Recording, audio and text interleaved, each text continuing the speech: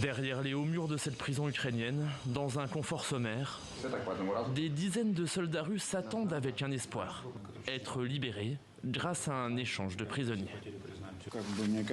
Il y aura beaucoup de joie dans nos yeux, sur nos visages, dans nos âmes lorsque nous serons échangés. Bien sûr, tout le monde veut rentrer chez soi, mais nous ne savons pas comment cela va se passer. Des échanges de prisonniers ont déjà eu lieu. Il y a 3 semaines, 144 Russes ont été échangés contre 144 Ukrainiens. Je ne sais pas pourquoi je n'étais pas dans cet échange, mais j'espère qu'un jour ils m'échangeront. D'autres échanges devraient encore arriver. Une situation rare lorsqu'une guerre n'est pas encore terminée. En principe, il faut attendre la fin d'une guerre pour que les prisonniers soient échangés. Mais ici, les règles sont différentes. Dans la pratique, on constate que des échanges de prisonniers ont déjà lieu. Si un retour de leurs prisonniers intéresse l'Ukraine et la Russie, il reste complexe.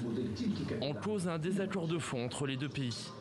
D'un côté, le gouvernement ukrainien qui souhaite d'abord sauver ses civils et ses hommes les plus lourdement touchés. L'Ukraine veut d'abord échanger des femmes, des blessés, et le degré de blessure est très important. De l'autre, la Russie, qui espère récupérer en priorité ses plus hauts gradés. Les Russes réclament l'échange sur d'autres principes. Ils sont très intéressés. Ils veulent d'abord récupérer leurs officiers, quelles que soient leurs conditions de santé.